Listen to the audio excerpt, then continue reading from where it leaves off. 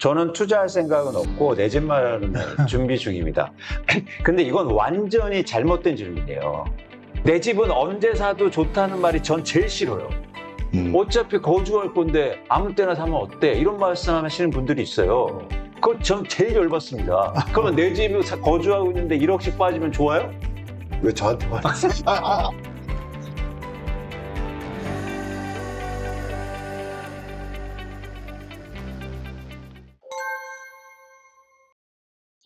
여섯 시 45분이니까 10분 지금부터 발제 시작해드리도록 박수 한번 부탁드립니다. 예, 감사합니다. 이제 부채 얘기를 하셨는데 가계부채하고 부채에서 중요한 건 절대 규모가 아니고요. 속도입니다. 그래서 항상 위기가 날 때는 부채가 많다 적다가 아니라 얼마나 빨리 증가했느냐가 의미가 있고, 또 하나 자산시장을 판단할 때도 이 속도가 중요해요. 왜냐하면 속도가 빠르면 사실 다음 수순은 뭐가 될까요? 당연히 낮춰질 거예요. 그게 사실은 경제의 순환율이고, 그런 차원에서 최근에 2015년부터 2021년까지 GDP 대비 가계부채 비율 증가율을 보면요. 보시는 표처럼 한국이 전 세계에서 가장 높았습니다. 그건 뭐냐면 빚을 굉장히 속도를 내면서 껐던 거예요. 그래서 제가 왜 이걸 부동산 시장에서 얘기 드리냐면, 그만큼 사실은 추가적으로 매수가 또 붙기에는 여력이 많지 않다는 거죠. 그러니까 절대 규모보다도 속도가 빨랐다. 이런 속도를 유지하기가 힘듭니다. 네, 그런 차원에서 가계부채를 좀 보셨으면 좋겠고, 지금 한국의 또 하나 문제는 뭐냐면 보시는 것처럼 가계와 기업이 부채 비율이 동시적으로 높다는 거예요. 그래서 부채를 이전해 줄 수 없는 상황이에요. 그러니까 경제 주체들이 부채가 많으면 누군가 이전해 주면서 시장의 안정을 꾀야 되는데, 그래서 지금 부동산 문제가 되게 커집니다. 왜냐하면 부동산에서 대표적으로 이루어지는 현상이에요. 건설회사들의 부채는 엄청나게 크죠. 그렇죠? 근데 가계부채도 커요. 그렇기 때문에 이 기업의 부채를, 아니면 가계의 부채를 누군가 전환시켜준 주체가 없는 거예요. 근데 정부는 돈을 안 쓰죠. 그렇기 때문에 점점 더 이런 어떤 경제 주체의 문제까지도 보면 한국의 가계부채 문제가 그렇게 쉬운 문제가 아니라는 말씀을 꼭 드리고 싶습니다. 간단하게 말씀드렸고요. 이제 한국의 부동산 시장을 한번 볼게요. 한국의 부동산 시장을 볼 때 아주 독특한 모습을 좀 보실 필요가 있는데, 보시는 그래프는 잠실 파크리어의 30평대 아파트의 실거래가 현황을 보여드린 겁니다. 여기서 여러분들 굉장히 의미 있게 보시는 게 뭐냐면 2020년부터 한국의 집값이 폭등하기 시작하잖아요. 빠르게 상승하는데 여기서 독특한 현상이 나타나요. 뭐냐면 저 까만 걸로 보여드린 숫자는 거래량인데요. 2020년도에 거래량이 감소합니다. 그렇죠? 근데 아까 허문도 교수님, 네, 말씀하세요. 그러니까 한문도 교수님, 허문도라고 한문도 교수님이 말씀하신 것처럼 제가 알 수 있는 중에 허문도 분이 계셔서 죄송합니다. 그게 뭐냐면 전체 통계로 보면 거래량이 2020년도에 증가했죠. 네. 근데 개별 아파트는 줄었어요. 왜 이런 현상이 벌어졌을까요? 이게 한국의 집값을 이해하는데 결정적인 겁니다.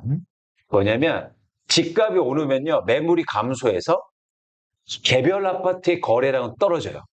근데 집값이 오르면 어떤 현상이 벌어지면 그동안 거래 안 되던 아파트들이 거래돼요. 그래서 시장의 거래량은 증가하는 그런 현상이 나타납니다. 그래서 제가 무슨 말씀을 드리고자 하는 거냐면, 집값이 의미 있게 오르려면요, 저것처럼 매물이 줄어야 돼요. 그래서 잘 보세요. 2020년도에 매물 줄었죠? 거래량 줄었죠? 그건 뭐냐면 공급이 감소했다는 거예요. 2021년도에 가격이 폭등하죠? 거래량이 더 줄지 않습니까? 69건으로. 그렇죠? 이건 뭐냐면 집을 갖고 있는 사람들이 엄청나게 안 팔았다는 거예요. 그래서 집값을 올린 건 수요가 아니었어요. 공급이 감소했기 때문이야. 그렇죠. 근데 이런 현상이 지속되지 않으니까 집값이 크게 떨어지는 겁니다. 계속 이렇게 공급을 안 내놓을 수 없거든요. 뭔가 아까 이제는 얘기 드린 것처럼 뭔가 압박도 있고. 그래서 우리나라의 지금 가장 문제는 뭐냐면 집을 너무 많이 갖고 있어요. 투자로. 다 소화가 안 됐어요. 심지어 어떻게 투자해놨냐면 전세를 끼고 사놨는데 전세 가격이 떨어지잖아요. 그래서 버틸 수 있는, 쉽게 말해서 돈 없는 사람들이 집을 너무 많이 갖고 있어요. 네, 돈이 있는 사람들이 집을 갖고 있어 문제가 안 돼요. 근데 돈이 없는 사람들이 집을 많이 갖고 있어서 사실은 저런 매물이 소화되지 않는 한 집값 상승은 되게 힘들다. 또 하나 최근의 모습을 보실 필요가 있어요. 자, 전제 사항이 필요한데 최근에 다시 거래량이 증가하죠. 그래서 이 아파트도 25억에 고점 찍었다가 16억까지 빠졌다가 23억까지 오릅니다. 그러니까 오르는 건 맞아요. 그러니까 전환 현상이 지속될 수 있냐는 거죠. 지속되려면 어떻게 했냐면 수요가 계속 받쳐줘야 되죠. 거래량이 증가하는 것처럼. 근데 가격이 오르면 수요가 계속 오를 수 없습니다. 수요가 오를 때 매물이 감소하는 효과까지 있어야 집값은 계속 오르는데 그러기 힘들다는 거예요. 그 이유는 여기에 있어요. 무슨 얘기냐면, 자, 최근에 집을 갖고 있는 사람들, 이거 보세요. 갭 투자 건수인데요. 2020년과 21년도에 갭 투자를 엄청나게 많이 해줬죠. 아까 제가 말씀드린 거 검증이에요. 돈 없는 사람들이 집을 너무 많이 갖고 있어요. 그런데 거래도 안 되고 이제 점점 더 리스크에 노출될 거예요.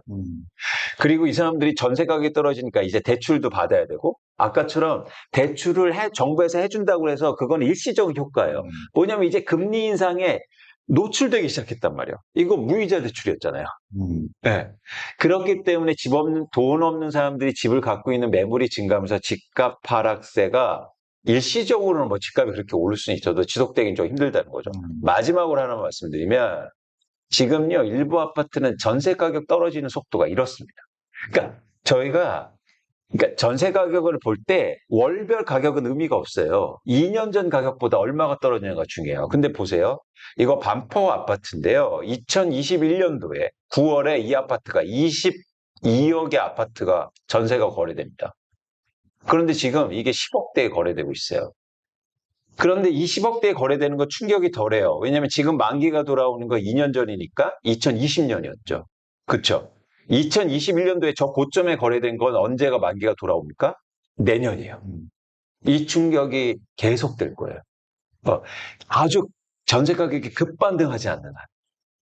그래서 이 돈 없는 사람들이 갖고 있는 매물이 소화되어야 집값이 회복을 얘기할 수 있고, 그런데 거래가 워낙 안 되잖아요. 전체로. 아까 말씀하신 그 댓글이, 그러니까 질문이 너무 그거의 핵심이에요. 팔고 싶어도 팔 수가 없어요. 그런데 또 하나 말씀드리고 싶은 건 뭐냐면 그렇게 집을 사놓은 사람들은 팔 수밖에 없어요. 목적이 뭐였습니까? 돈을 벌려고 갖고 있는 거잖아요. 내가 거주하고 있으면 매물이 없어요. 근데 투자하려는 사람들이 갖고 있는데 그렇기 때문에 매물이 향후로 증가할 수 있다고 전 보는 거죠. 시간이 됐나요? 아직 남았습니다. 남았어요? 그래서 사실은 그런 측면에서 어떤 걸 보실 필요가 있냐면 과거의 흐름을 보실 필요가 있어요. 아까 한문도 교수님 말씀하신 것처럼 저도 2009년도를 의미 있게 보고 있는데요. 이게 음마아파트의 실거래 가격의 변화입니다. 잘 보시면 2006년부터 2007년도까지 이 아파트가 7억 5천에서 11억 5천으로 올라요. 똑같이 올랐죠? 그러다가 막 서프라임 오고 하여튼 이 아파트가 7억으로 빠집니다. 그쵸? 그런데 또 정부가 부양책하고 막 하니까 이 아파트 결국 또 어떻게 오르냐면 또 10억으로 올라요. 전 지금 이 상태라고 보는 거예요. 근데 결국엔 어떻게 됐습니까? 하나도 못 오르고요. 2012년, 13년까지 다시 7억으로 가요. 네. 그러니까 자산 가격이 계속 빠지는 것도 없지만 이 국면을 잘 읽으실 필요가 있다는 거죠. 네. 그런데 흥미로운 지점은 뭐냐면 2008년도의 7억과 2013년도의 7억은 굉장히 달랐습니다. 그건 거래량에서 보일 수 있어요. 그렇죠. 2008년도의 7억은 거래량이 줄어들어요. 왜 같은 7억이 반면에 2013년 7억은 거래량이 증가하잖아요. 저 자그마한 그래프가 거래량인데 왜 2007년도, 2008년도 7억에는 많이 안 사고 2013년도 7억에는 많이 샀을까요? 제도죠. 4일 대책. 대도전? 아니, 4일 정책은 계속됐어요. 2013년 4일 대책 나왔잖아요. 그때부터 이제 네, 근데 저 때가 뭐냐면, 저 때가 2012년, 13년 거래량이 증가하고, 이제 저 때부터 의미 있게 회복하잖아요. 장기적으로 주택가격이 회복하는데, 저 때 돈 없는 사람들이 매물을 대거 내놓으면서, 그러면서 그게 다 소화가 된 거야. 그 소화되는 시점이 저 시점이었어요. 네. 네. 그래서 저 시점이 오지 않는 한, 쉽게 말해서 돈 없는 사람들이 집을 갖고 있는 매물이 나오지 않는 한 회복은 없다. 구조적인 회복은. 저때가 사실은 저희가 그래서 거래량으로 판단해야 되는. 그래서 거래량이 이렇게 절대량도 그렇고 의미 있게 추세적으로 회복하지 않는 상황에서 가격이 오르는 건 사실은 일시적인 가능성이 크다고 보는 겁니다. 네. 네, 10분을 딱 맞춰서 네, 네. 1분까지 세이브해 주시면서 알겠습니다. 마무리해 예, 예, 주셨습니다. 예, 예. 지금 말씀 많이 좋은 말씀 해주셨는데 혹시 끝으로 아직 1분이 남았으니까 난 요거는 꼭 강조해서 마무리하고 싶다 하시는 거 있으면 말씀 한번 부탁드립니다. 그러니까 아까도 강조했지만 이제 요거예요. 이게 매물이 감소한다고 하지만 실제적으로 시장의 매물은 증가하고 있습니다. 네. 그러니까 집을 갖고 있는 사람들은 팔고 싶어 해요. 왜냐면 쉽지 않아요, 지금. 네. 근데 이런 매물이 교수님 말씀하신 것처럼 매물의 증가가 중요한 게 아니라 그 매물이 증가하는데 가격을 낮춰서 나오는 매물이 중요하잖아요. 근데 그 시작점은 매물의 증가예요. 일단 내놓고 보는 거죠. 처음부터 낮춰서 내놓는 사람이 어디 있어요? 그런데 내놨죠? 근데 거래가 안 돼요? 가격이 뭐 다시 오르면 수요가 줄어들 테니까 그러면 다시 가격을 낮출 겁니다. 팔아야 되니까. 네, 그런 과정이 나오고 그래서 하반기로 갈수록 매물은 더 증가하는데 매물 중에서 가격을 낮춘 매물이 다시 이제 시장에 증가할 가능성이 크지 않나 이렇게 보는 겁니다. 네. 네. 시간 잘 지켜주셔서 감사하고요. 이제 한 20분 동안 특히 이제 물량과 가격 간의 관계를 이제 중심으로 말씀해 주셨잖아요. 네. 혹시 여기서 하문도 교수님 먼저 공감도 저는 질문보다 이제 네. 공감하는 부분이 많이 있고요. 그러니까 시청자분들, 그러니까 토론이니까, 그러니까 제 의견을 좀 첨부하자면, 영클 완때 A라는 가격에 좀 돈이 없는데 무리해서 올인해가지고 투입을 했어요. 그런데 가격이 올라줘야 되는데 내리다 보니까 심리적 압박을 있는데 중요한 건 금리가 올랐잖아요. 그러니까 예상했던 부담이 늘어나니까 투잡, 쓰리잡 요새 뉴스에 많이 나오잖아요. 버티고 계실 거 아니에요, 지금? 버티고 계시니까 하는데 지금 정부 정치 오셔서 올라가니까 잘 버티고 계시겠죠. 그럼 이제 아까 그 댓글이 답인 거예요. 팔리는데 잘 안 팔리는 거예요. 그 가격이 아까 말한 A라는 점에 샀는데 그게 물린 거잖아요. 그러면 나머지 추가 수요들은 그 지점에서 사고 싶지 않은 거예요. 그러니까 이 지점에 팔아 이 사람은 본전인데, 그죠? 본전이라도 되는데, 그럼 시간이 가면서 버티다 보니까 어떤 일이 벌어질까요? 이거 뭐야? 점점 손실이 늘어나잖아요. 손절 타임을 놓친 거죠. 그러면 아까 우리 위원님 보신 것처럼 보여주신 대로 그 지점이 올 가능성이 높겠죠. 그게 소화가 안 된 거예요. 지금도 그 매물들이 소화가 다 되주려면 거래량이 아까 나중에처럼 쭉 올랐었는데 그게 약하잖아요. 그 리스크가 아직도 잠재적으로 남아있다. 거기다 가계부채도 아까 내용을 얘기하셨지만 이분들의 가계부채가 중요하다. 그리고 자영업자분들이 아시겠지만 기업 대출로 받았잖아요. 대출을. 이게 사실은 주택을 담보로 한 거란 말이에요. 자영업자분들 상태가 안 좋아요. 그럼 결국 그 집도 처리해야 되는데 지금 안 팔리잖아요. 그러면 지금은 이제 정부에서 대책을 넣어서 가격을 유지하고 이런 분위기 연출이 됐지만 제가 드린 말씀은 추세적으로 상승이 되려면 거래량이 쭉 붙어줘야 되는데 그게 지금 멈추잖아요. 여기서 우리는 정말 조심해야겠다라고 다시 말씀드릴 거죠. 그 위원님 의견에 거의 뭐 공감합니다. 예. 좋습니다. 혹시 박정호 교수님도 예, 말씀해 주시겠습니까? 네. 일단 첫 번째로 네. 우리가 고민을 해야 될 게 뭐냐면 같은 시장을 놓고 약간 다른 견해도 일부 있단 말이에요. 같이 하는 것도 있지만 그 이유가 사실 이것도 참 좋은 토론 프로를 만들었어. 우리 김 교수님께서. 감사합니다. 예. 왜냐하면 이게 사실 저희는 이제 많은 그냥 경제를 이제 공부하시는 또는 관심 있는 분들에게 이 얘기를 하지만 학회에서나 이런 데서 이 얘기가 아예 일어날 수 없는 게 그렇죠.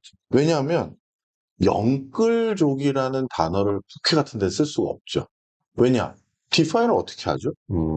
우리가 예를 들어서 뭔가를 논의하거나 법제화해서 그 사람들을 지원하기 위해서는 그걸 정확히 정의 내려야 돼요. 예를 들어서 빈집 문제를 해결하다. 그러면 빈집이 뭐야? 이거부터 정의를 해야 돼요. 한 달에 한 번이라도 안 산 집을 빈집으로 할지 1년에 한 번도 안 산 집을 빈집으로 할지 이런 것들이 법으로 규정이 돼야 지원 대상인지 아닌지 볼 수가 있거든요. 근데 참 그동안 안타까웠던 게 이 영끌족이라고 하는 약간의 무리한 차입을 통해서 집을 샀다라는 사람들의 숫자를 그 어느 학자도 얘기를 못해요. 그렇잖아요. 영끌이 뭔지가 다 머릿속에 생각하는 게 다 다르거든요. 자기 자본 대비 부채 비율이 몇 퍼센트 이상을 영끌을 할 건데, 아니면 그게 아니라 얼마의 그 뭐죠? 자녀 그 거치 기간이나 아니면 매달 내는 이자 비용으로 그걸 정의할 건지, 그게 사실 다 다른 거예요. 그러다 보니까 누구는 그 숫자가 조금 더 많을 거다. 그러다 보니 또 던질 거다. 이렇게 얘기하는 거고, 누구는 생각보다 그 숫자가 적을 거다라고 생각하는 거죠. 그래서 그 숫자에 대한 판단이 일단 다르다는 게 하나 있고요. 그래서 이 영끌이라는 거 우리가 그냥 뭐 방송이니까 쓰지만, 그거에 대해서는 사실 누구도 영끌이 뭔데? 라고 하면 객관적으로 얘기를 못 하다는 게 저도 하고요. 조금 말씀드릴 수 네. 있어요. 네. 영끌이라는 것은 자기가 부담 가능한 선을 넘어서서 무리하게, 아까 차이미 얘기하셨잖아요. 그 세대들을 지칭하는 것이고, 그러니까 이 자기가 그 부담 가능- 가이드는 예. 전 세계적으로 40%를 넘으면 위험하다라고 다 나와 있잖아요. 거기다 맞출 수는 있죠. 근데 그게 이제 전 세계적인 가이드를 말씀 네네. 주신 거고요. 그 통상적으로 전 세계적으로는 그렇게 하지만 국가마다 그 편차가 엄청나게 커요. 예를 들어서 미국 같은 경우는 내가 집을 샀는데 매달 차입금을 내면서 원리금 균등 상환이들 하고 있어요. 그러다가 갑자기 나 더 이상 이 집에 그 이자, 대출 이자를 못 낼 것 같다. 그러면 우리나라랑 거긴 법이 달라요. 그냥 저 이제 더 이상 못 내겠습니다 하면 그 매물 놔두고 그냥 나오면 되는 거예요. 그렇죠. 그거에 대해서 우리나라처럼 뭐 경매까지 흘러가거나 무슨 큰 문제가 생기는 그런 구조가 아니거든요. 그러다 보니까 단순 비교로 OECD의 다른 국가들이 설립한 걸 가지고 규정한 걸 가지고 비교를 하면 안 되는 거예요. 그래서 저는 그래서 안 된다는 정의도 없죠. 아니 그게 그렇게 정의하시면 안 되죠. 물론 그럴 수도 있죠. 예, 그럴 수도 있죠. 하여튼 네. 그래서 영끌이라는 게 우리나라 상황에선 지금 당장 그러면 이게 개인이 감당하지 않을 사람은 몇 명인지. 그럼 그거라도 나와야 되거든요. 그 기준으로 해서. 그게 그러니까 데이터로 나올 수 있는데 네. 정부에서 공개를 발표할 수 있어요. 자금 조달 계획서를 다 받고 있거든요. 네. 그거 정리하면 나와요. 나오지만 굳이 안 하고 있는 거죠. 그건 우리가 인지해야죠. 그리고 방송이나 이런 상에서 느낄 수 있는 어떤 패러다임의 느낌은 뭐냐? 단어로 정의되거나 학문적으로 정의되지는 않았지만, 무리해서 부담을 느끼는 사람들을 영끌 대상이라고 하죠. 자기가 거주하던 투자 목적이든 둘 다 해당되는데, 내용은 틀리지만 자본 어떤 시세 차익이나 부담의 수준에서 본다라면 부담이 버거운 분들, 이분들은 이제 영끌이라고 표현하는 거죠. 자기 능력이 소득이 30%면 다 부담할 수 있잖아요. 그러면 대부분은 50% 이상을 하신 분들이라고 보면 돼요. 저는 그렇게 이제 가이드는 잡지만 교수님 말씀대로 명료하게 학문적으로 정리될 수는 없는 거죠. 현재 네. 상태는. 그건 맞는 말씀이에요. 네. 그래서 하여튼 이 영끌에 대한 서로 이제 체감하는 정도가 다를 뿐이지 다르죠. 예, 다. 아주 객관적인 수치를 가지고 이걸 가지고 얘기를 하기가 쉽지가 않아요. 그래서 그게 하나 있다라는 말씀 드리고요. 그다음 두 번째는 우리가 이제 여기 계신 분들이야 공부하신 분들이니까 상관이 없지만 많은 분들이 이제 이런 자료들을 보실 때 주의하셔야 될 게 아까 제가 가져왔던 통계는 서울시 아파트 매매 지수하고 전세 지수 이걸 가져왔잖아요. 그래서 서울은 오르고 지방은 떨어지고 이렇게 되어 있는 통계를 가져온 거고 우리 그 위원님께서는 이제 지역에서 딱 특정 물건을 가져오셨단 말이에요. 이게 뭐가 잘못된 게 아니라 이런 걸 앞으로 보시고 나서 어떻게 해석하셔야 되냐면 평균이라는 건 그 평균보다 높은 것도 있고 그렇죠. 낮은 것도 있는 거예요. 그래서 이 지역 물건마다 이 지역의 특수성들이 있어서 어떤 데는 더 오르고 어떤 데는 지금 흐름과 다른 기조도 있는 거예요. 근데 우리가 부동산이라는 걸 얘기할 때 우리 동네만 가지고 또 얘기할 수는 없는 게 있는 거죠. 그래서 이 통계가 아까 저 양반은 뭐 서울은 집값이 올랐다고 했는데 뭐 예를 들어서 위원님의 얘기하기엔 뭐 벌써 아직 오른 게 아니고 이런 얘기는 뭐가 잘못되고 잘된 게 아니라 전체 평균을 얘기한 것과 특정 지역에서 이런 것들도 있으니 주의해야 된다라고 얘기한 거는 그런 관점에서 구분을 하셔야지 이거를 같은 얘기도 있고 그런 거가 중요하다는 얘기인 거예요. 좋습니다. 저는 이제 질문인데요. 아까 갭 투자 그 추이를 좀 보여주셨는데, 여기서 이 갭 투자의 저도 이제 정의를 여쭙고 싶은 거예요. 갭 투자를 어떻게 정의하신 그 통계인지 좀 궁금합니다. 갭 자료를 투자, 먼저 보여주시면. 갭 투자는, 예. 갭 투자는 쉽게 말해서 전세를 끼고 집을 산 사람들이에요.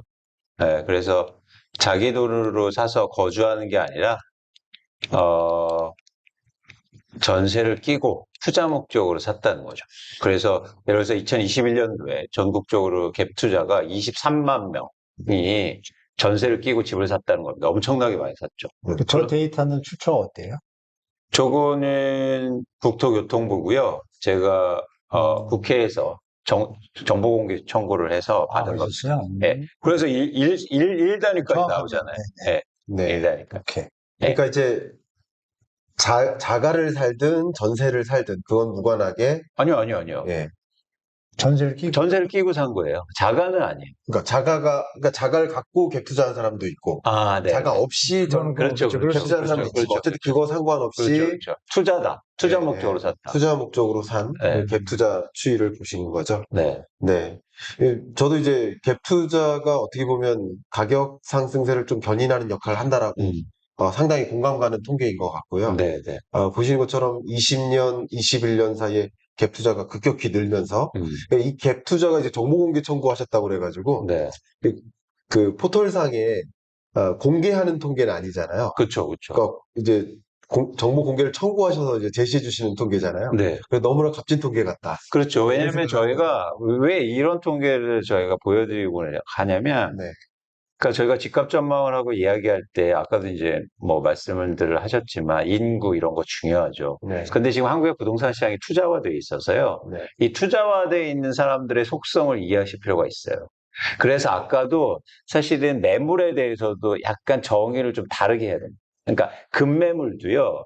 내가 자금으로 실제로 힘들어서 급매물도 나오는 것도 있지만 또 하나 중요한 급매물이 있어요. 가격 전망이 안 좋을 때 매물이 증가해요. 그렇죠. 네, 그러니까 이거 투자화되어 있는 시장이기 때문에요. 네. 그러니까 예를 들어서 제가 뭐 송파의 한 아파트를 입주할 때 분양받아서 살고 있어요. 그래서 10억에 샀는데 이 10억짜리 아파트가 20억 됐다가 15억으로 빠져 있어요. 근데 왜 이 사람이 이 집을 팔겠어요? 팔 이유가 없어요. 그런데 만약에 전망을 15억보다 13억으로 빠질 것 같아. 그럼 매물이 증가할 수 있다는 거죠. 그래서 그런 차원에서는 전망이 중요한 거고 사람들의 생각이 중요한데 투자화되어 있는 시장에서는 그래서 이렇게 투자로 움직이는 시장의 속성을 좀 이해하실 필요가 있다라는 겁니다. 네. 그럼 제가 두 번째 질문을 드리면요. 아까 서울 그 주택 매도량과 그리고 가격 등락률 네. 예, 이 그래프를 가지고 저는 개인적으로 좀 이 관계를 그 두 가지 단어 매도 물량이라는 변수와 가격 변동률이라는 변수 간의 관계를 이제 규명해 보시려고 이 자료를 제시한 것이잖아요. 네. 근데 어떤 관계를 설명하시려는 건지 좀 부연 설명해 주시면 감사하겠습니다. 그러니까 저 보시는 것처럼 한국의 집값이 변곡점을 만든 건 전 매도 물량이라고 봐요. 잘 보시면 2022년 한 5월부터 매도 물량이 의미 있게 증가하거든요. 그렇죠? 그러면서 가격이 마이너스로 돌입해요.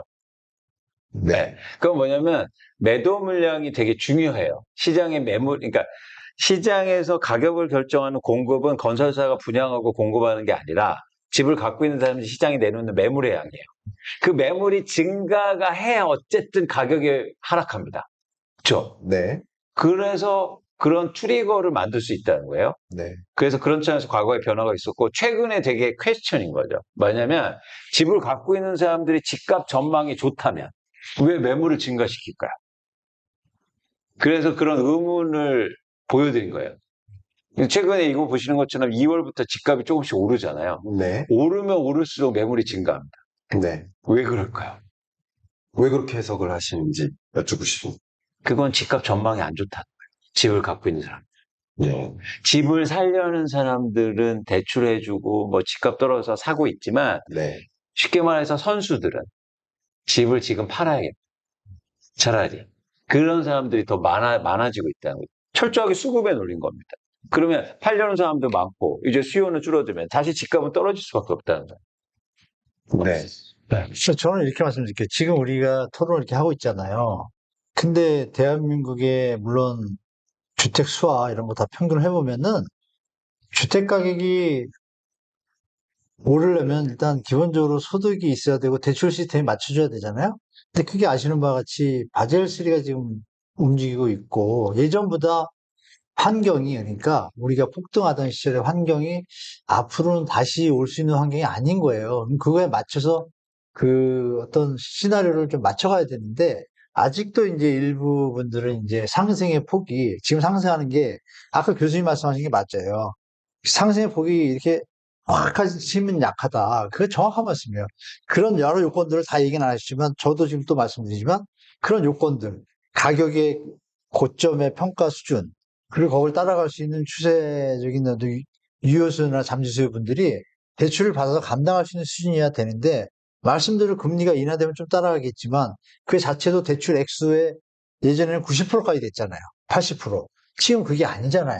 그럼 예전보다 수요는 적잖아요. 그러니까 예전보다는 시장이 약화될 거라고 보이는 게 나타나는 게 이제 위원님 이런 거랑 비슷해지는 거죠. 미래에 지금 저분도 선수잖아요.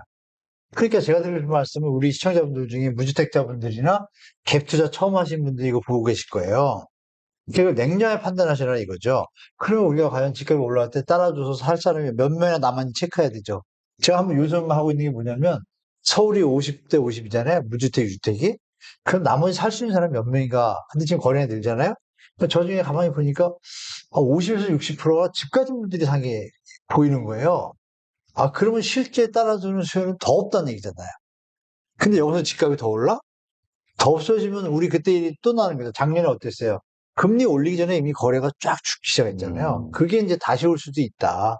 이걸 좀 같이 좀 보셔야지 상승할 수 있어요. 정부 정책을 써서. 근데 그것이 여러 가지 경제 요건이나 인구 또 우리 소득 상황을 볼 때, 뭐 무역적자가 지금 17개월이 태어나서 처음 겪는 분도 계실 거고, 저 같은 경우는 두 번째인데, 그런 것들에 대한 어떤 리스크에 대한 우리가 저 관리는 들어가야 되지 않나. 너무 상승을 장밋빛으로 보시지 마시고, 박정희 교수님 말씀이 정확해요.